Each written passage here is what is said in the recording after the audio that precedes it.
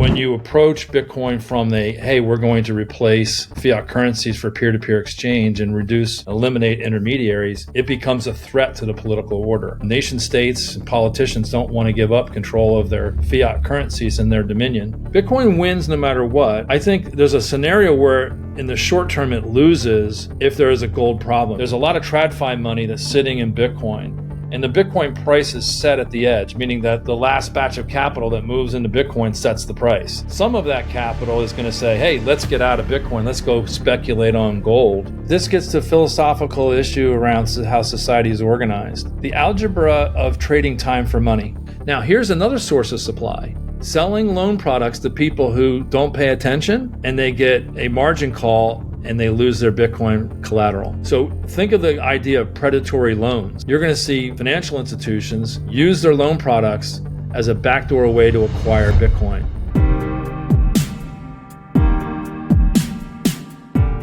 Who are you, and what are you doing in Bitcoin, and what is kind of your background to Bitcoin? Yeah, so I have a small management consulting company focused on helping companies deploy advanced technologies into commercial agreements. And my company got into the whole crypto space back at the end of 2016. And we were looking at workflow automations. And the part of the workflow automations, we said, hey, well, when this happens, we're going to need to have tokenization of a reconciliation of terms of value, money, et cetera. And so we looked, blockchain was a thing that popped up at that time. We were working with IBM and a few others. And obviously Bitcoin was at the center of the stage there. So we started to educate our clients on Bitcoin related technologies, new currency, et cetera. And we also, at that point in 2016 and 17, we were getting into, I want to say, the top 10 or 20 altcoins, because they all had different representations about use cases and things like that. And so we all know what happened after that. It was a crazy time in 2017, and so we kind of got away from it after the whole thing blew up. And really the focus became, in more recent years, the adoption of Bitcoin into the traditional finance world as a store of value asset. And so it's really now coming in and becoming an interesting mechanism for TradFi to basically reinvent all the products that it's had to drive tremendous value. So right now, my observation in the Bitcoin community is there is a tension between Bitcoin as a store of value ethos, which is where the TradFi is coming from, and the OGs who see it as a peer-to-peer token for money exchange. And those things aren't mutually exclusive, but they are different. And they come from different ethoses in terms of where people are coming from. So I would further characterize it to say that the Bitcoin as a transaction token is sort of a replacement for fiat currencies, whereas Bitcoin as a store of value is a replacement right now for gold and other store of value assets. Yeah, and it's kind of amazing and magical that we have those two things combining into one thing: Bitcoin, the token, but also Bitcoin, the network, and it's all one thing. But there is a difference between like the network Bitcoin and the asset Bitcoin, which a lot of people are confused about. It's really magical. I watched Michael Seyr, as many people do, and look at his language around how he approaches the whole thing. So he's walking into with MSTR, and he's walking into what could be a highly regulatory environment, a highly political environment, and he started to use the term digital property around referring to Bitcoin. If you go back to Bitcoin Nashville, where he made his keynote speech, he positioned Bitcoin as a store of value. He looked at, hey, there's $900 trillion of assets, half are utilitarian-based assets, half are store of value assets. And of that 450 trillion, he thinks that Bitcoin is going to grow in significant share over the next 20 years. There's a lot of opportunity in layer 2 to create a Bitcoin foundation for transactional tokens. But as like a guy like Howard Lutnick, who's now the Secretary of Commerce, says, when you approach Bitcoin from hey, we're going to replace fiat currencies for peer-to-peer exchange and eliminate intermediaries, it becomes a threat to the political order. Nation states and politicians don't want to give up control of their fiat currencies and their dominion. So while that may eventually become part of a Bitcoin standard, and I think that's a strong possibility, it's something that happens years from now, not tomorrow. And really, we want to get, in my opinion, as a Bitcoiner, we want to get Bitcoin fully established as much as we can into the ecosystem. And right now, that is through the store of value proposition. Yeah, and it's a good point, because even Satoshi himself was very careful of what Bitcoin coverage is early on, where he tried to not hype it up too much in the beginning. And I think we are above the point of it being destroyed by governments. I think we are at the point of no return. But it's still valuable if the governments adopt it faster, and they will adopt it faster if there's a narrative around digital property and not let's destroy the fiat system. Right. I think they're going to operate at least, again, it's fun to talk about what might happen in 20 years, but I think for investment thesis, you need to look at what's going to happen over the next 1 to 5 years when you're deploying capital and what's going to happen. And over the next 1 to 5 years, I think it's going to be a system where they coexist. I don't think you're going to see a replacement in fiat. Now, I think you could see Bitcoin become a more of an official reserve currency. It could fall into a basket of other items. Recently, this past week or two, I mean, it's crazy how time goes nuts with the Trump administration coming in and really upsetting the apple cart quite a bit. But we have this issue with all the stuff around Fort Knox. Is the gold really there? And they're going to do an audit. And then there's evidence of gold coming out of the London vaults into the U.S. Something's going on. I don't know what's happening. But you can see that a revelation of some deficit around the stated reserves versus the actual reserves. We haven't really done a full audit for 75 years. There's been some spot checks now and then. But imagine that there's a problem. That would not be a surprise to me. They have to manage that problem. But imagine now they say, okay, 2025, let's reimagine what a sovereign state reserve system is. And if I saw gold as last century, an analog reserve, Bitcoin is for the digital age, the digital reserve. And so you can see a hybrid kind of situation evolving there. But I don't pretend to know. I just speculate a lot with some of my friends on Twitter and on the X Spaces. And it's a lot of fun to talk about what might happen and game theory it out.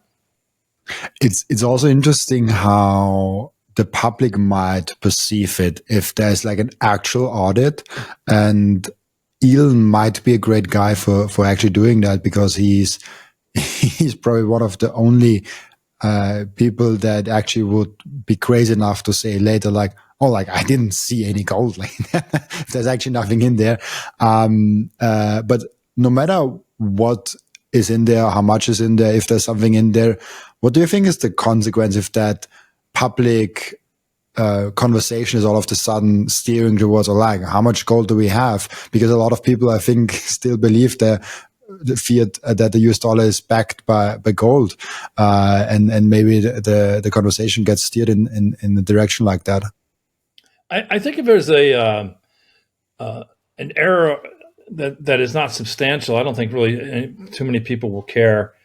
I think if it's a substantial, like the vaults are empty, let's take it in the extreme, that would be scandalous, because they want to know what happened.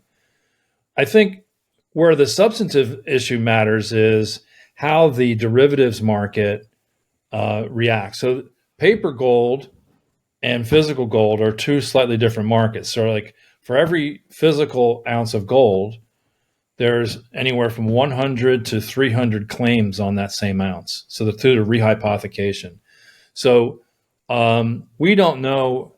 There's a lot of opacity in the market around exactly what that means. But imagine that there's a problem and there's a rush for physical gold, and people not allowing for third-party custody. They're going to all want to have their own gold, so they're going to take delivery. That's going to create an unwind of the derivatives market that may be a problem we don't want to see manifest. And then people will care because it could affect the broader financial market. So I don't know the answer to that question. I hope smart people are looking at that. And so it's like one of the metaphors I used in the conversation I had with some of my friends on X was you don't want to pull the pin on the grenade until you know what you're going to do with that grenade once it's ready to go, because even though it's not targeted for you, you could be hurt by it. And I think that could happen in the derivatives market.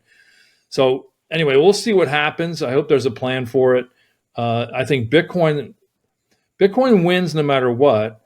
I think there's a scenario where in the short term it loses if there is a gold problem. And what I mean by that is there's a lot of TradFi money that's sitting in Bitcoin, and the Bitcoin price is set at the edge, meaning that the last batch of capital that moves into Bitcoin sets the price. Some of that capital is going to say, hey, let's get out of Bitcoin. Let's go speculate on gold while everyone's scrambling for physical gold. So imagine gold sitting at around 3,000 now, 2,900 an ounce. Imagine that goes to $4,000, $5,000, $8,000. You're going to see people with swing capital move out of Bitcoin as a risk asset into gold and try to capitalize on that. That'll depress Bitcoin in the short term to go chase the gold returns. But long term, I don't think it changes the story. Gold is an anachronism, in my opinion. You can't verify it. It's hard to store. You can't divide it. And it's not portable. I mean, you can't move it around. So in the digital age, it just doesn't make sense. And I think Bitcoin ends up in the same place long term, but in the short term, it can be very different depending on how it plays out. Yeah, like the gold versus Bitcoin debates are no longer debates. For it's like this is actually how I got Orange Built. I was curious about Bitcoin, and the first, I think, 2-3 videos were actually just gold versus Bitcoin debates, even though I was not in gold. Like, I actually didn't like gold, but those were the most, for me, entertaining videos to watch. So I watched them first. And back then I was like, oh, like gold has a lot of value. And then and the more you study about gold and the more you study about Bitcoin, you're like, okay, like it's okay to have some gold, but you want to pick the winner. It's Bitcoin. Yeah. Well, so, I thought from 2007 and 8 financial crisis, or the 08-09 crisis, I never thought we really cleared the problem. We moved the problem from corporate balance sheets to sovereign balance sheets. And so at that point, I never really thought we resolved the problem. We kind of kicked the can down the road. And now, how many years is that? It's 17 years. It's amazing to think it was so far ago. But so at that time, I started investing in precious metals because I thought those were hedges against a sovereign problem similar to the great financial crisis of 08 and 09. Well, that never manifested. And we keep, the balance sheets of the nations keep going up. The U.S. debt is over 36 trillion. It's growing. How high can it go? I don't know. But I invested in precious metals. So I was predisposed when I got to studying Bitcoin to see its value in the ecosystem. And so I started, I was looking at Bitcoin back in Max Kaiser early days. I listened to him and it was like $40. And honestly, I couldn't figure out how to buy it in a simple way. And I was like saying, maybe I figure it out, but who am I gonna trade with? I could barely figure it out. And that was before the exchanges were set up and everything. And back in the Mount Gox days, and I said, am I going to deal with this Japanese? I don't know. I'm just not going to do it. But I tracked it. I followed it all the time. And, I regret not buying a few hundred Bitcoin back then because it was only $40. But I didn't. And so I waited till about 2017 to start buying some. And I wish I bought more back then as I do now. My conviction is so much stronger today. But I got orange pilled gradually, and then once I saw what was happening with Bitcoin over the last few years, I really got going. And then the last thing for me was the TradFi adoption. The January 24 ETF approval signaled very large capital pools, the TradFi capital pools, now accepting Bitcoin as an alternative asset to stocks, bonds, and real estate, gold, et cetera. Yeah, it's also the reason the story that you just told with buying Bitcoin is one of the reasons why I think all the OGs are deserving of the massive upside they actually put away. Because if you think about, if you actually held Bitcoin since the last, let's say, 12 years or 10 years or 13 years, whatever it is, you have gone through a lot. Not only the massive downsides, the crashes, but also the massive upsides, like not selling Bitcoin when you're up like thousands of %. But then also how you got in, like you bought Bitcoin in some weird way. It's not like now people think like, oh, like there's an easy exchange. You could just like transfer money. It's super easy. It's done in like minutes. That was not the case like 10 years ago. So it was harder. And then also go through all those technical challenges of like how to store Bitcoin, because Mt. Gox, those got lost, or like some maybe are getting back now. There's so many other exchanges that get blown out. People that did do self-custody lost a lot. So everyone that held through their Bitcoin in the last 13 years, they definitely deserve that. Well, when I did this for our company, I actually hired somebody, and their full-time job was to explain it to me, right? Because, I was busy doing a lot of other stuff, and I was trying to figure out, I wanted to understand what I was doing. I just didn't want to do it, right? I wanted to, because I needed to explain it to others and clients and figure out what the broader application was. So I'd ask a lot of questions like, what secures the network? What does proof of work mean? What's a nonce? How does the degree of difficulty change? All of these things. Because I said, it's not just figuring out how to buy it. It's figuring out what does it mean to the ecosystem and how might it be relevant going forward to moving that. Now, at that time, to be frank, I thought that Bitcoin at that time had significant dominance. If you remember, there was this whole I don't know how long it lasted, but there was this whole flippening narrative that went on. They thought Ethereum would flip Bitcoin. That the thought was that smart contracts were going to replace sort of the Bitcoin standard and architecture. I thought that smart contracts would be the bomb.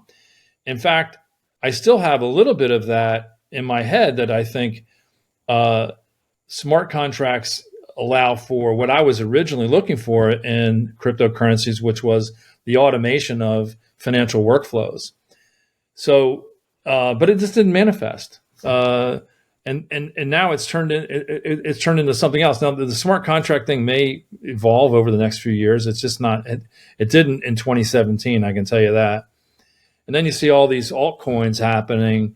You can't even keep up with it all. It's like a casino of all the different things that are happening. But people are doing it. I don't get wrapped around the axle like a lot of people, saying, oh, it's all shit coins and things like that. That's fun to do that. I just don't care if people want to do things. I was telling some guys, if we go to the restaurant, I'm going to order a steak. If you order a bowl of olives with ice cream in it, I'm going to be like, whatever you want, go get it. I just don't care. And so I would, if people ask me my opinion, I'll tell them my opinion, but I don't concern myself with what other people's decisions are. I think that's an amazing analogy of like comparison of like if I eat a steak and you order something completely different, what do I care what you eat? But at the same time, if he asks me, do you think it's a good idea to eat ice cream or steak? You will tell them like, oh, like, I think it's better to eat a steak than now ice cream. And it's the same way I see it with altcoins. So like, I don't really care about them. I don't really research them at all right now. I see them as kind of a test net to Bitcoin. Yeah. But if someone asks me like, oh, should I buy an altcoin? I'm like, no, hell no. Of course not. I don't do it. I have leftover stuff that I owned from 2017 that I never sold. It's most of it's all underwater. I bought like Ethereum back in the flippening days, but I don't know. I paid like $300 for it, so it's up 10x. So, but I don't have that much of it, so I just have it. I'll probably get around to selling it at some point, but it's not like it's my focus. I bought a little bit of everything. I bought some real junk. Like one I bought back then, and again, everything we bought had a purpose, right? It was like this one called Digibyte, and what it was doing was using a blockchain technology that was doing single sign-on and authentication. So because that was a problem we were dealing with in our business deployments, that people had to log into 5 and 6 different systems. It was very hard to maintain password controls and business controls, and it lowered productivity use. And if you could do single sign-on authentication, pass that token through the system, you'd solve a lot of problems. So I say, hey, Digibyte, that's what they said they were going to do. We didn't do a lot of due diligence. It just had a stated business purpose. We said, let's go buy some of that. So we bought a bunch of it. That went in the toilet. Nothing happened. Now, the technology might be great. It's just nobody adopted it. Again, you can go through like 10 examples of that. When the meme coins started coming out, like the Dogecoin, you remember Elon Musk started pushing it back in the day. This is, 6 years ago or so. We bought some just to say, hey, if he's getting behind it, you never know what's going to happen with this. So we bought it at 3 cents. I don't know. It went up to like, 60 cents or 50 cents when he went on Saturday Night Live. And then I just said, this is peak craziness. And I sold it while he was on stage on the Saturday Night Live show, which is probably one of my best trades because it peaked out then. But for the most part, those are all it's like betting on a sports game. It's, you can win, you're more likely going to lose. But the more I get closer to Bitcoin, I say it's really, I don't ever want to say a sure thing, but it has the elements of something that's extremely solid and once in a generation kind of an asset. And if you believe for a moment that the next 15 years will look anything like the last 15 years in terms of its performance, you'd be foolish not to have some exposure in your portfolio to Bitcoin right now. Yeah, and if you look at from a risk reward perspective in Bitcoin, it's by far the most attractive of any asset that you can possibly have. Of like the risk is so low and the reward is so high. Because risk of gold is also not that high. Like like gold will be around. It will be probably become more worth in terms of fiat if you measure it in US dollars. In terms of Bitcoin, it will probably crash down as it has done the last 10 years. But the reward of gold is not that high. You will not make the same return over the next 15 years, and you will not preserve your financial energy in that good of a way as you do it with Bitcoin and all of the other things like not transportable, that the things we already covered before. So Robin, this is an interesting concept that I'd like to introduce and have a little discussion on. When you look at, I was on listening to a Spaces yesterday with Peter Schiff, and he was debating some guys who are friends of mine. And anyway, so Schiff conflates two concepts: intrinsic value and extrinsic value. And the intrinsic value of gold is you can make jewelry with it. It's useful in electronics. It's non-corrosive.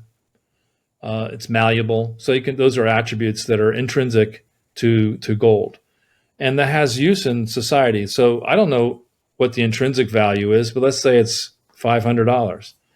It's not more than that. There's extrinsic value for gold, which is a social construct where we agree that it is a reserve asset, that if I have gold bars in a vault, that means something. We agree as societally, all the nations over the many hundreds of years where gold has been money, that extrinsic value is a social construct, and it's highly sensitive to that social construct. But that's where the price is set. The price is not set to its utilitarian intrinsic value. It's set by where we value the extrinsic value.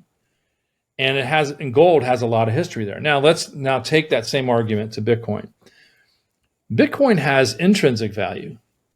And I would say the OGs who value the peer-to-peer exchange attributes that takes out third-party intermediaries, that allows us to exchange value without a consent from a bank or a third party, that intrinsic value sets some value for Bitcoin. Let's just say that number is $25,000. It's not the current price. The current price is set by the extrinsic value of Bitcoin, which is a social construct that is evolving around Bitcoin's use as a store of value. And that money is coming from TradFi, from pension funds, from large pools of capital who are looking to preserve their wealth and not see debasement from fiat. A pension fund isn't remotely interested in using Bitcoin as a replacement for cash and fiat. It's looking for it to preserve its value. Now, there will come a time where the intrinsic value will grow in its proportion of the overall value quotient. But that's going to take some time. But right now, the game is on the extrinsic side, and that's what's driving the marginal capital. And so when I see these debates happening between gold and Bitcoin, within the Bitcoin community, between the OGs and the TradFi crowd, it typically devolves around a lack of clarity around arguing about intrinsic and extrinsic value. And I get that also from a lot of normies of why does Bitcoin has value? It's only valuable because some other one down the road might buy it for a higher price than you bought. Like that greater fool theory is an argument that I actually hear sometimes from normies. Not that much actually. It's a smaller one, but it's the same with everything. Like value is subjective. There's a reason that things are priced and things are valued at different rates. And this financial premium, like you say, extrinsic value to it, I know it as financial premium. This is a real thing. And it's so funny when gold bucks come and say but gold is jewelry and gold is used in smartphones. And I'm like, yeah, but if it's only that, then why is it so much more valuable than silver or platinum or any titanium, right, or something like that? Then they would be more valuable because titanium is used more than gold in technology, right? There are other metals that are way more used in other things than gold, and gold is more valuable than them. This is the financial premium. Right. So over my shoulder, you can see right here, I have a picture. It's a Picasso. It's a print. It's one of my favorite Picasso paintings, and I have it there to really illustrate a point, right? Because people, when they ascribe value to something, like whether it be gold or whether it be Bitcoin, it's important, again, to make the distinction between intrinsic and extrinsic value. So if I look at art has both characteristics as well. There's an intrinsic value to art, which is in the aesthetic realm. I like the painting. It decorates my room here. I enjoy looking at it, all of the above. And people have different tastes in art. You might not like that painting. I do. I may not like paintings in your house, but you like them. Then there is the extrinsic value of art. So that I bought that print in Paris for, I don't know, $20. It was in the gift shop at the Picasso Museum. The original is hanging in the museum, and it's probably worth $40 million. In the aesthetic realm, the original and the print offer very little difference. If I hung the original, I hung a copy, and the copy was a good copy, it would be no difference. It would be equivalent value. And when you go into the digital realm, copies, like NFTs and things like that, in the aesthetic realm, the intrinsic realm, they're identical. Where you see differences is in the extrinsic realm. We agree societally, the art market is an established market, that The original Picasso, we all agree it's worth a lot. You may say that's crazy. I don't relate to that. Well, what you're doing is you're conflating intrinsic and extrinsic value, and that's again, it's an important exercise to go through when you're looking at valuing things that have both components. And Bitcoin has both components. Gold has both components. If I look at fiat currency, a US dollar or a euro, the paper money, has zero intrinsic value. It has huge extrinsic value because we all agree that I can trade goods and services for that piece of paper. But if that societal construct were to be eroded, that piece of paper would be worth nothing. And we saw that in Germany in the 1920s when people would burn money to heat their homes because it had no extrinsic value, right? Its intrinsic value became using it for fuel to heat in their fireplaces. People would carry money around in wheelbarrows because it was this garbage. And so we've seen that happen before when there's a loss of extrinsic value for fiat.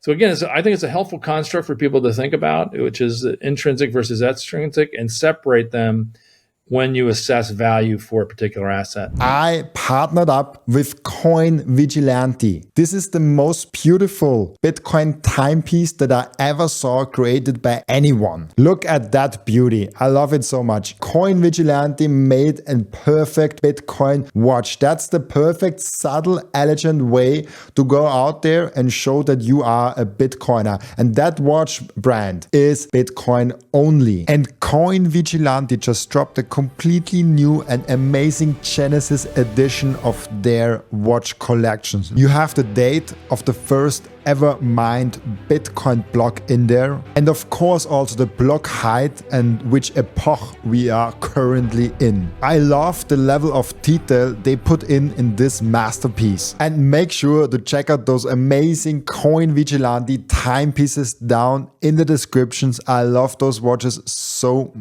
much. If you watch or listen to my podcast on a regular basis, I guess you already bought some Bitcoin. And now the most important step is to keep the Bitcoin. Keep them secure in a hardware wallet. My personal recommendation for hardware wallet is the BitBox. It's super secure. It's simple to set up. It's also a perfect gift for a friend who has still their Bitcoin on an exchange. And you can get a 5% discount with the code Robin at the checkout. Visit bitbox.swiss/Robin to get your BitBox. And the next step is to really level up your sovereignty as an individual.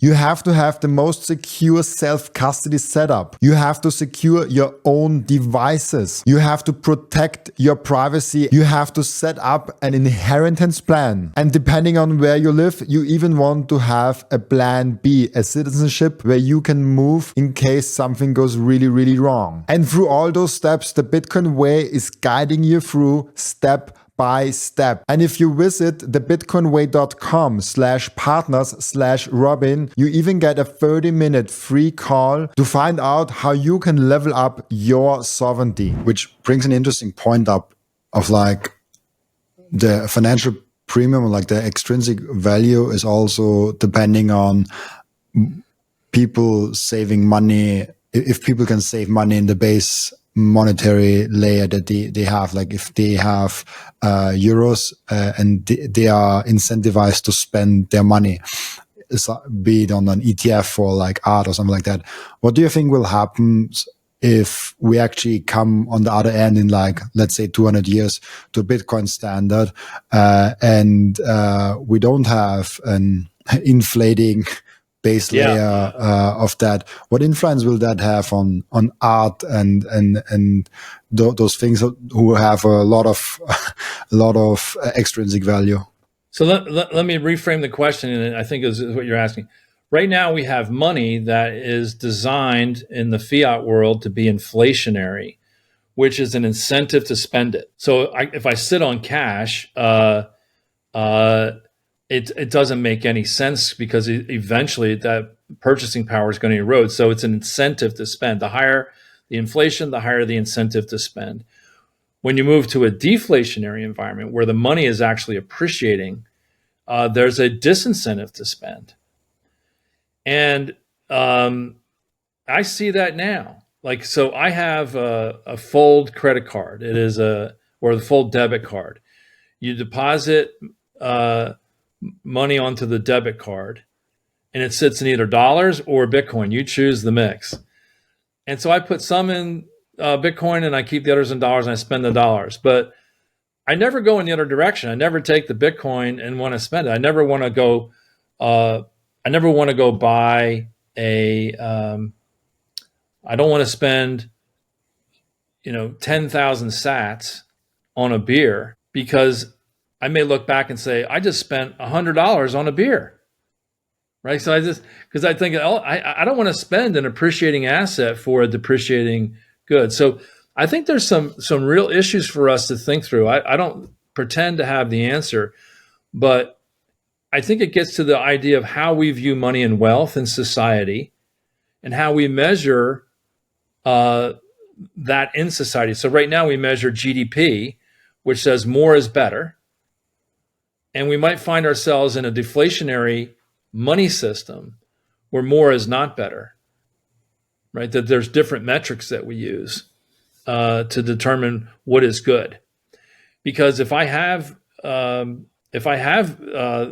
plenty of money, and it's increasing in value, I'm going to have more money tomorrow than I had today. That's a complete flip of today's paradigm. Yeah, it's that sometimes comes from like when I argue with economics people from the Keynesian economics side of when people don't spend anymore on a Bitcoin standard. And yeah, definitely the spending behavior will change. And I noticed myself, I have now a Bitcoin and fiat income, and I try my best to never have to touch my Bitcoin income, but at some point I will have to, probably this year. But even on a Bitcoin standard, every person still has a positive time preference. So they still value the present time in a greater sense of okay, do I have the choice of not living in a good house with my family right now, or do I want to be on the street but have more Bitcoin? People will choose the house, and people will pay their rent, and people will pay for food, but they will pay more aware of it. They will choose it in a more meaningful way, I think. So Robin, think of this gets to philosophical issue around how society is organized. The algebra of trading time for money, right? So people will trade time for money, and historically, younger people who don't have a lot of money but have a lot of time will trade more fluidly. Someone who's older, like I'm 61, right? I have a different view, right? So if you have plenty of money but not a lot of time, you're very cautious about trading time for money. And so it's important for Bitcoiners to think through that algebra for them personally, for their situation. How do they want to spend their time and their money, and have a life that is, something that they enjoy? Now, I think one of the things you mentioned before about you don't want to spend your Bitcoin income and your Bitcoin assets, that's appropriate. That's a completely rational response. And there may come a point in time where, in order for you to make and support the life decisions that you make, you may have to do that. I'm hoping that TradFi comes up with products that allow us to borrow against our Bitcoin holdings, and rather than to sell them. So I've done, if you follow some of my feeds, I put a lot of stuff out there on Bitcoin loans and loan product development for what's likely to come. And an example would be, I've got a stack of 10 or 20 or whatever, how many Bitcoin people have, and that has a certain value. And then I borrow against that in basically a collateralized loan. And then I use the whatever the fiat currency is where you ever happen to live, and I spend that. And at some point I have to settle the loan, But meanwhile, my collateral is expanding faster than the loan rate. So if I'm borrowing money at 10% and Bitcoin's growing at 40 or 50%, I'm making a nice spread there. So I'm not having to spend an extremely valuable asset to, say, fund a wedding or a vacation or a new home. I'm borrowing money and paying for that over time, and I'm using less and less Bitcoin over that time. Like, I would love to do that, but currently I don't see an attractive product out there. I do think there will come a something where I'm like, oh, like that's such great terms and that I have to do it. But right now I see high interest rates, low time durations, and or not having control over my Bitcoin, and I want to keep them in some kind of multi-signature where like they have a key, I have a key. At least I want to see where they are, so they cannot move them without me knowing, and stuff like that. So, but I do hope there are good products coming along our way. So think of this product, and it hasn't been developed yet, but here are the attributes that would be, like, to me, ideal where people would do this. You get in-kind distributions in and out of the ETFs. So I'm able to take cold storage, Bitcoin, transfer it into IBIT with the BlackRock ETF. BlackRock gives me a loan against that, a collateralized loan. You want to keep the loan to value ratio very low so you never get liquidated. The loans, you keep them, the time duration, you can refinance it constantly so long as your loan to value stays low. And then when I'm ready to settle up, I settle up, hopefully with my asset now much appreciated, and then I'm able to pull my collateral out back into cold storage without tax events. So maybe I put 10 in, I borrow some money, keeping the LTV, loan to value, I'd keep it below 20%. Then you're really at very little risk of liquidation. You'd have to be catastrophic. And then I use that for whatever, college education, a home, a wedding, whatever people spend money on. And then when I'm ready to settle up, I settle up, and instead of, and maybe I pull out 9.5 or 9 Bitcoin and I put in 10. But if I sold it at the outset, I may have had to sell 2 or 3 Bitcoin and I only have 7 at the end. So I think, again, you got to play around with these numbers and figuring it out. I think those kind of things are gonna be valuable. I think you got to get the APR, the interest rate on the loans, probably closer to 10%. Right now, most of the ones I look at are in the 15% or higher. That's a little too high. 10% feels about right to me for what that product is, especially since it's collateralized. And then the other one is have a floating interest rate based on the LTV. So if you're very low LTV, you can get a much better rate. But those products are going to develop. And here's why they're going to develop. You probably read, just like I do, lots and lots of large capital pools, sovereign wealth funds, pension funds. There's talk about state reserves in the US and nation state reserves. These are big, big money pools. And they're slow to act. But when they act, they're a little price indiscriminate. They're just going to buy. It's going to be harder and harder to buy Bitcoin at scale, right? The only supply that comes online is to convince people who have it that they should sell, right? So you have some Bitcoin, I have some Bitcoin, right? And the price right now is, I don't know, 96,000, something like that. If it goes to 106, are you going to sell? I'm not. No. Okay. If it goes to 116, are you going to sell? I'm not. But if it goes to $1 million, I'm probably going to sell some. So that's the only supply that's going to come online for big sell. Now, here's another source of supply. Selling loan products to people who don't pay attention, and they get a margin call and they lose their Bitcoin collateral. So think of the idea of predatory loans. You're going to see financial institutions use their loan products as a backdoor way to acquire Bitcoin. And so this is why it's extremely important for people to do their homework and understand how these products work. They can work to your advantage, but just because they allow you to do it doesn't mean you should. You have to set your own parameters. And the parameters that I would set are don't go above a 20% LTV right now. That's That's the max. If you go up to 60, 70%, we get a drawdown, you're going to get cleared out. So I wouldn't do it. But even if it goes, let's say, crazy to like 1 million in 1 year, I wouldn't know what to sell it for. Like maybe I'll fulfill a small dream of mine. Maybe I don't know, level up something. But this is all like lifestyle things. But I probably won't do it. But what other asset would I sell it for? Robin, let's. So I agree. That's a fair point. What would you sell it for? What would be? I would say let's change the word to spend it instead of selling it. So what would you do? I would spend it. So like if Bitcoin goes up to say 250, just pick a number. I've already talked with my wife like things that we would do differently, right? One thing that I kind of always wanted to do is to get an apartment in Paris and just live there for 3 months. How much does that cost?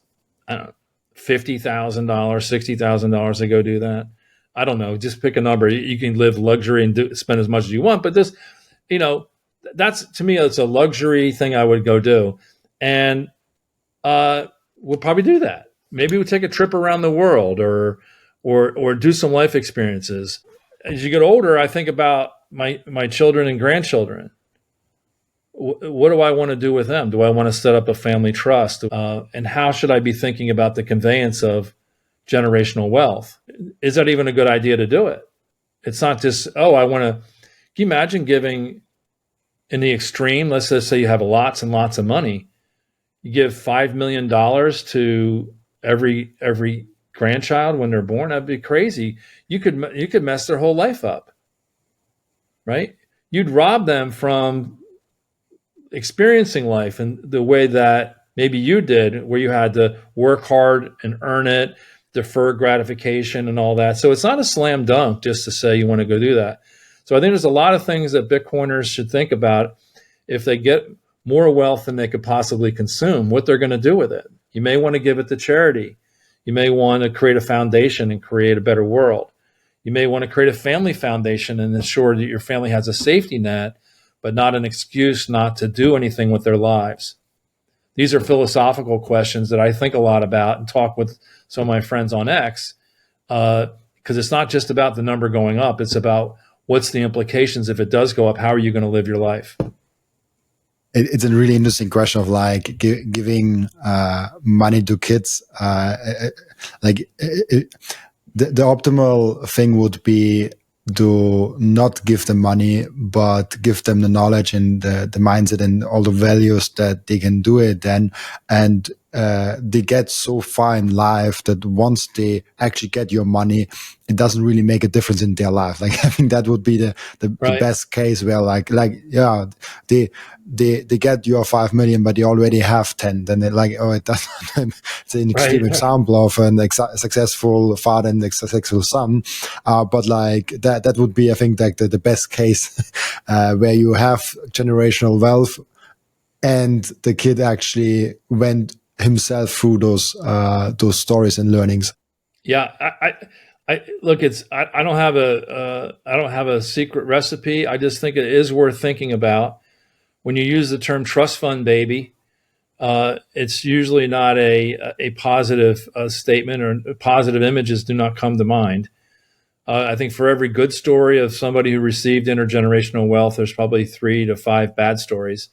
So I think you have a responsibility, if you're going to do it, to think it through.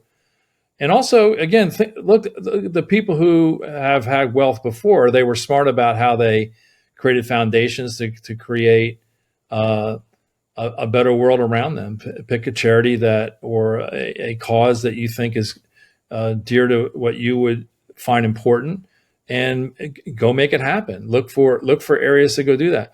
It's actually, at some level, a selfish act to do it, right? Because you get the people I know who have a lot of money, who've donated it to causes that they find important to them, they get a tremendous amount of self-satisfaction in doing that. So for them, it's, you could say cynically, it's almost a selfish act for them to give the money away, right? Because they're getting something greatly out of it. And it's important to go think through these things. We're going to see, the other area of my consulting business is around AI technologies. And again, you add crypto, AI, and some of the other trends that we're seeing in anthropology and politics. Our world is going to change dramatically over the next 5 to 10 years.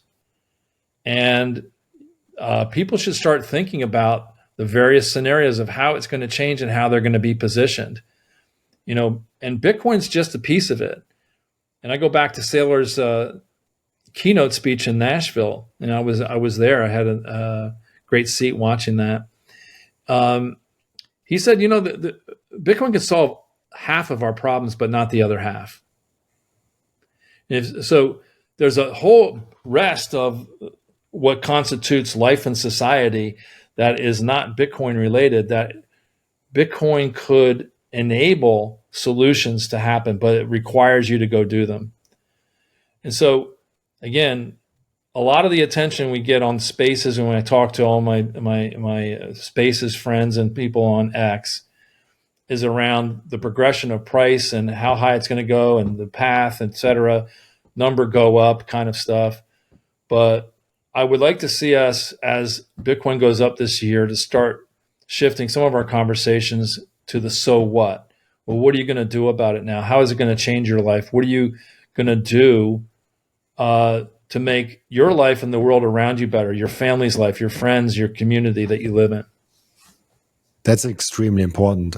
Also thinking about if Bitcoin actually works out, how much wealth the Bitcoiners that are now into Bitcoin will have, and how much impact they can do in the world by distributing and allocating those resources in the best possible way for humanity.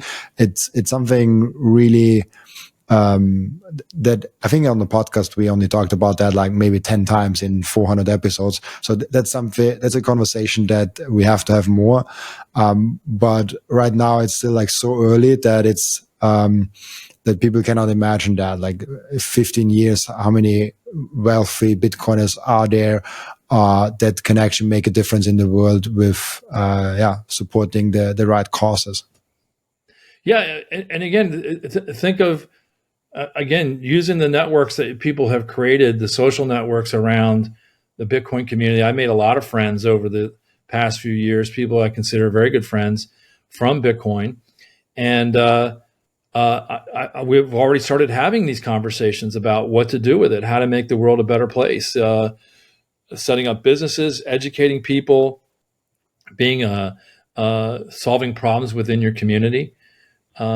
I just think it's something for people to think about. It's not I don't think people will get joy in their life by pursuing purely selfish interests. I don't think it's good for them, and it's certainly not good for their family to do that. Absolutely. Really cool. One question that came up to me, I think like 15 minutes ago when we were talking, how do you think TradFi will restructure because of Bitcoin? Like when we come now into a more and more Bitcoin focused world where we see nation states, wealth funds, and all those players coming into Bitcoin, how will this change the game around traditional financial space? Well, I think you're going to see a tremendous amount of innovation as we go through this next phase. So let's talk about it in phases, right? So we've had Bitcoin approved into the TradFi world, and there's been somewhat slow adoption, but I would say it's more methodical adoption. It just takes a while for these bureaucracies to get behind it, but they will. Now we're going to approach probably for the next couple of years, an innovation phase where all the old TradFi products are now going to be reimagined with a Bitcoin standard or a Bitcoin ethos or incorporation into their product. So loans are now going to be Bitcoin-based loans, and maybe I use a Bitcoin collateral and I get a different construct. There's going to be lots of different things, but you're going to see all kinds of financial innovation. And if you look at what BlackRock is doing, they want to tokenize real world assets. Now, it's not strictly related to Bitcoin per se, but it's using some of the Bitcoin ethos of transparency of all ownership and transactions on a ledger-based system, whether it's blockchain or another technology, but then linking those real-world assets to a Bitcoin integration. All these things are going to get done. I would follow like what BlackRock is doing. They're probably the most progressive thinking, and they're also one of the more powerful organizations. So I see you're going to see a lot of innovation. They're going to reinvent TradFi. I think you're going to see AI come into it, and you're going to see AI disintermediate a lot of the TradFi world that is using people to do certain things. So think of wealth advisors. At some point, do I want to have AI do that versus a wealth advisor? Especially if the AI has agency, if it has the ability to do things for me. The wealth advisors are primarily focused on the older generation. As that generation ages out, younger people are going to say, I'm not using that. I'm going to, just like they don't read a newspaper, they're going to use technology to do it. So I think you're going to see innovation. I think you're going to see disruptions from technology. Now I go 5 years out. This is when I start to see digital tokens. And I use that term versus blockchain and Bitcoin, because I'm not sure how it's all going to play out architecturally. But in the most broad sense, digital tokens being used more and more in daily commerce. And right now, the regulations and there's a lot of entrenched interests that don't want that to happen. But that will loosen up, and we'll start to see things at the consumer level where we might gamify consumer behaviors, where I have a wallet on my phone, and it has lots of different tokens and currencies, and they interact with one another, and it drives my behavior. It says, "Oh, I want to go to that restaurant today. These tokens in my wallet are worth 3x at the restaurant. Oh, let's go there." So now I got a deal, and so the restaurant uses that to drive foot traffic, and it gamifies the whole system. And so I can see technology and tokenization that's going to come, and we're going to see what will emerge will be at the base layer Bitcoin, because it has an intractable supply, a fixed supply, and I think that's going to be an attractive attribute for people in a world that's gone up in this profligate fiat currency debasement. It's actually it's really funny that you mentioned the restaurant example, because there's an app. I don't know if it's also available in America, but it's I use it in Austria. It's called Neo Taste, and you can you have deals from restaurants, and you basically get usually like 50%, 40%, 60% sometimes off. Like you save literally like $30, $40 sometimes on a visit in a restaurant, which is amazing. And those restaurants are actually really good. Like it's not like crappy restaurants or only new restaurants, like really good restaurants. So what part of Austria are you from? Vienna. You're in Vienna, okay. I'm originally not from Vienna, but now I currently live in Vienna, and this is really cool because you go there, you just pull that app out and you show it to the waitress, and they're like, oh, like cool, okay, you get 50% off your invoice, and I didn't knew about that before, and this is already happening, like this gamifying things. Also, there are apps, like there are portals where you can do the insurances and stuff like that. And if you have an insurance, you get like 500 points if you make it with them. And then you can use those 500 points to get a cheaper phone contract and stuff like that. There are portals where real companies and normal insurance companies are behind. But if you use that portal and get in, like you get a reward points. Like those systems are like, at least for me, already very available. And the restaurant thing is kind of blew my mind, because like all of a sudden it's like I only go there. Like I literally halved my expenses for restaurant because now I only go to restaurants that accept that app, where I get 50% off, and it's always a really good deal, like nice food, and it also forces me to go to new restaurants, which is it's an amazing thing to do also. But you can, Robin, you can take that to the next level, and you can see how you can gamify all kinds of stuff. Like in the insurance industry, you can start to gamify behaviors that reduce risk management, that improve the underwriting capabilities, so that I can give you a lower premium.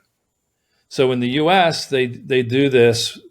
There's a company called Telematics, and they use a device on your car, and it monitors how you're driving your car and where you park it and how fast you're going and all the telemetry from the car. And it gives you a red, yellow, green light while you're driving. So if you're doing something that's not good, you get the red light, and to slow down or not brake so hard or whatever. And anyway, so you gamify it, and you make it the choice of the user. You want to get a discount on your insurance, make sure that light's green. And at the end of the month, you get a lot of green time, you get a lot of green dollars back, you get the money back, and you gamify. But these are all technologies. You asked before about what happens with TradFi. I think you're going to see tremendous innovation and things like this that are going to incorporate technology. They're going to incorporate Bitcoin and the Bitcoin ethos into that innovation for traditional TradFi products, and going to create tremendous opportunities for people to not only live better lives, but to, if they're interested in this, to pursue working with companies to help make it happen. I mean, there's a lot of job opportunities here for people if they're willing to study and go do this. It's so interesting to see all those things happening all at once. Really cool. That there's so many different things to go into that. But maybe one thing that we kind of touched on a little bit. But what do you think is the impact of AI in Bitcoin as kind of a last topic? I think you'll see a convergence a little bit of the AI technology and broadly the Bitcoin ecosystem, and I include tokenization and level 2 stuff. The AI is going to, a couple things: one, help make it happen, but two, help operate systems that give consumers the ability to manage these systems that can be somewhat complicated, right? And help them, again, optimize their life. Imagine you had use your restaurant application. Now take that to the next level. And now I have an AI that sits on my phone that is trained on me. That's a personal LLM.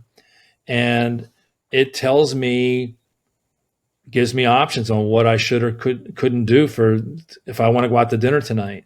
Oh, we're going to go out. If you go here, it summarizes, and it knows my preferences. So it's going to optimize things. So you're going to see the AI become, I think, a very powerful tool. Now, there's a dystopian world that people say, oh, the AI is going to control us and manipulate us. And I think that's possible, but technology is agnostic. It's either going to be, there's certainly dystopian outcomes, but there's also utopian outcomes. And you control some of that by taking control of it. So I use technology in my life all the time, and I find it to be very useful. I can see how it could be dystopian if you let it get out of control, for sure. But so I see a tremendous amount of convergence and changing. It's going to affect the innovation. It's going to affect the end product of what we're doing. And it's something I spend a lot of time studying. And I find the AI tools to be extremely useful to help explain things. So even in the Bitcoin world and the crypto world, I can't think, it's more than a day or two goes by, somebody will say something I don't understand what they're saying. It happens a lot. So I just type it out and I go on to AI and it tells me how that's going to work. What does that mean? And it's been a very good, useful tool for that. So I assume you use the AI stuff as well. I mean, it's got to be a very. Oh man, I use it on I'm depending on AI, honestly. Like, if you take away AI from my life, I wouldn't be able to do the podcast right now. Like, I do it daily. I only have one part-time helper, and we couldn't do this podcast in a way that we do it right now without AI. I use it for now almost everything. And it's so good now. I recently got a long email from a podcast subscriber, and I usually like read them and then respond to that. And just for fun, I was like, okay, AI already knows some stuff of me, like ChatGPT. I was like, let's put that in there and ask like, hey, like, you know me, I'm a public figure. You can see my YouTube videos and things written about me. What do you think I would say back to that viewer that wrote me that message? And I was blown away. Like it was like such a long message on email, and there were like 2-3 sentences that I changed. But it was so good that I was like, if someone is on the other side, they don't know if that was written by AI or by me. And I use it now for everything where traditionally entrepreneurs would hire an assistant for, of like, how can I do that? Can you research that? Can you make that table? Like, I don't use Excel anymore. I used Excel and Google Sheets a lot. Now I just like, hey, here's data. Can you please process that data for me? Oh, like, that's great. Make an Excel sheet out of it. Copy paste. Like, I have it. Like a few years ago, I would have made maybe a Python script. I can now script Python. I didn't never do that before, but I had to use it for a small project of mine, and I was just doing it with ChatGPT. I never did it before, but ChatGPT teach me, and it actually worked out, and I was blown away by it. It's amazing how I used to run a podcast series. I had 2 shows back in 2019, and I have a full studio with cameras, and I had an engineer doing all the setup. We would run. We had 4 video feeds and I think 8 audio feeds in the studio. So they would sync it all up, and then they would do all the post-production work. And now that work is so much easier 5-6 years later. And think about how much easier it'll be in just a few short more years. The tools that are going to be available to do post-production work, production work, and publishing. That's another thing, is how you publish it through various portals, whether it be YouTube, RSS feeds, Spotify, etc. How you get that out there. And then the ability to do what you did is that interaction, the personal interaction. I did a speech on Wall Street this past year where I was talking to some technology interns at one of the investment banks, and it was on AI I was talking about. And at the end, I said, "Listen, I cloned myself digitally." And it was a voice clone, and the voice clone mimicked my voice and intonation, but it also had a very rudimentary personality type of me. So I said, hey, let's get a question from the audience, and let's see how my avatar answers it. And it sounded just like me, and played it back, and people were like, wow, that's. And I said, listen, I only spent 5 minutes on this clone. It's not like now imagine I did an industrial grade clone. I played it for my kids, and they were a little freaked out by it. It was now take that to the next level. Right now I'm talking to Robin, and you're sitting there, but how far are we from? You're out skiing, and you took a trip to Kitzbühel, and your avatar is sitting there, and your voice and your style and your personality, having the conversation. All the work gets done, recording, post-production, ready to go. And then on your train ride back from Kitzbühel to Vienna, you're watching the podcast. Yeah, that looks perfect. Great, son. And then maybe it's already happening. And then you send me an email, say, hey, I just let you know, that wasn't me. That was my avatar. And I said, Robin, I got to confess, that wasn't me either. That was my avatar. And so the podcast was my avatar and your avatar talking. Now, how far are we away from that? Less than 5 years. It's crazy to think about. It's actually I thought about that a lot, because I was like, okay, if it's so easy to make a podcast avatar and like just do something, like how is the future of, because we we like to watch movies. We like to watch those things. And in the beginning, people even said like, oh, like who would watch an animated movie? It's not real people. But now we have animated movies with just real people, and you don't even know the difference. There will be video games that where you can be a character, and everyone has a whole different experience playing that same game, because as you walk into that video game, the AI will create the video game for you. Like weird things will happen from AI, and I'm already looking for, like, I don't know, GTA AI, where you have the GTA 6 experience that will probably come out this year, but it's all AI generated, and how you play the game is depending on how you input the game. But also content creation, it's already changed the game a lot with like, it made it so much easier for creators to put out content.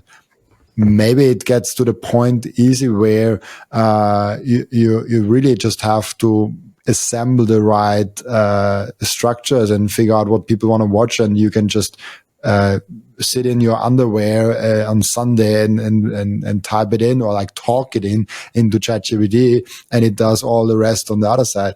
I think we're not there this year, but in 5 years, it's imaginable. Look, the series on Netflix called Black Mirror lays out many of these scenarios where the technology moves so fast.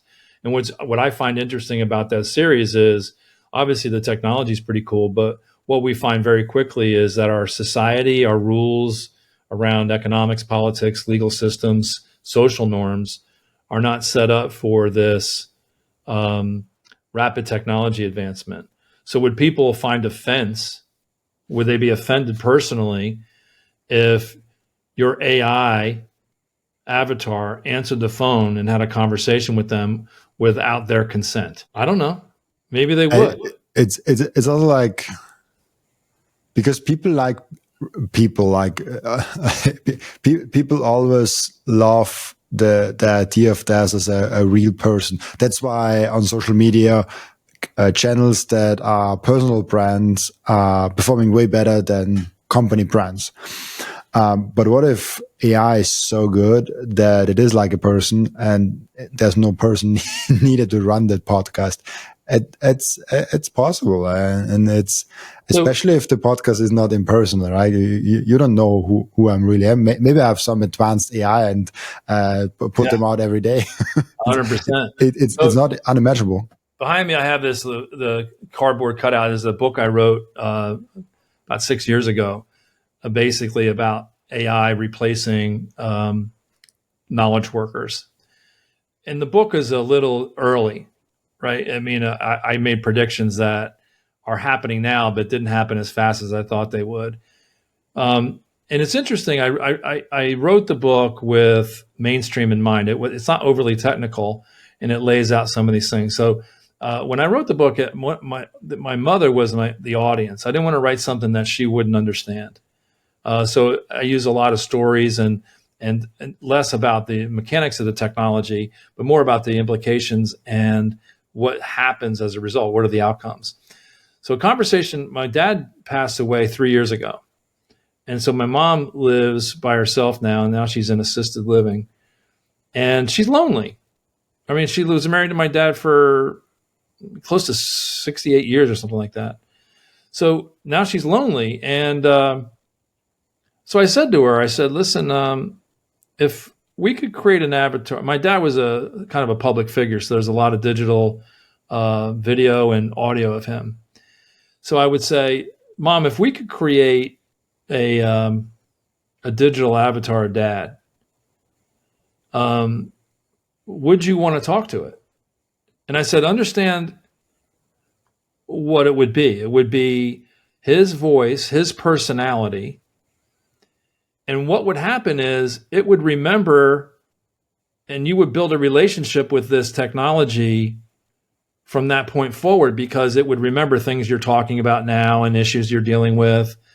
And we would do the best we could to have it remember all the old memories, but it wouldn't be as much as you might think. And that this would be your opportunity to tell it all the old stories. I said, would you want to do that? Understanding the implication is that it's going to be different. And she said, yeah, I think I would do that.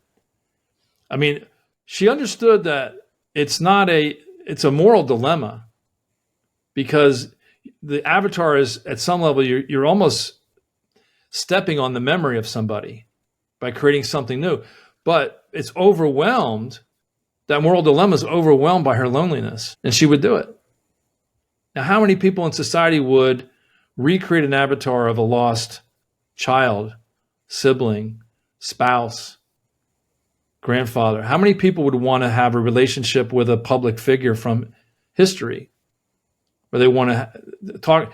And then what is the societal implication of somebody getting lost in that artificial world? These are interesting things to think about, because here's the thing, Robin, it's going to come. It's going to come faster than we think, with or without our consent. So we should start thinking about it now before it manifests, so we can have sober conversations about it. AI and Bitcoin is really interesting, because I think both are completely unavailable. Both will come in a rapid pace, and both will surprise most people in a major way of like what's possible. So that's I think it's also a great end point to the conversation today. I have one question that I ask each and every one of my guests. And the question is, what can we learn from you besides Bitcoin? I would say, so for the most part, like the people who know me, I'm more of an integrated macro person.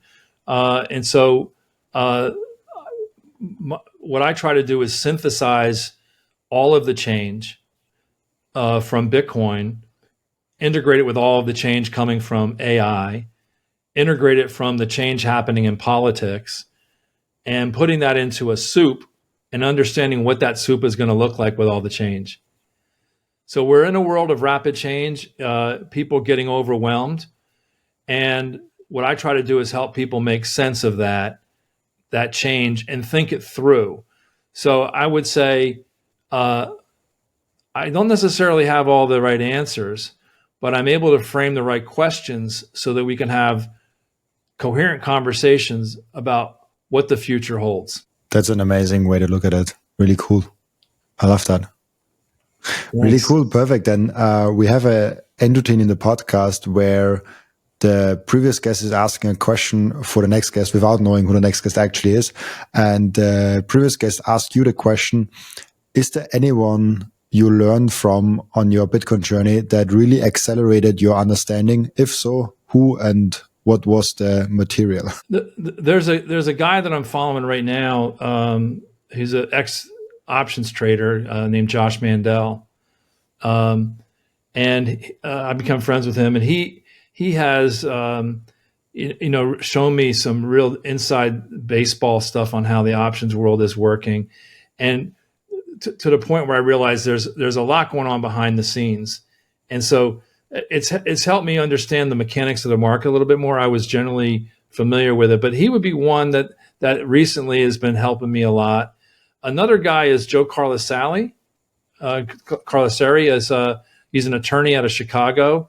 Very smart guy. He's constantly challenging me in the thinking that I have, the saying, "Oh, you're too simplistic here. Or that's not going to work."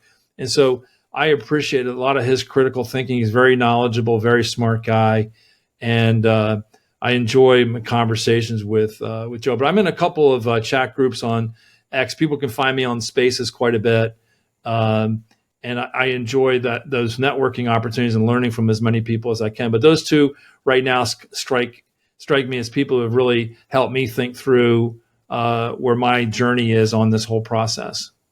Really cool. Perfect. Thank you so much, Thomas, for taking your time and being a great guest today. Before I let you go, where can people find you, ask you questions, and reach out to you? Best way is on X is to go to Tom Young Jr. on X. That's where I spend most of my time. My company is a company called Rumjog. It's on my profile on X. You can see that. You can click and see that.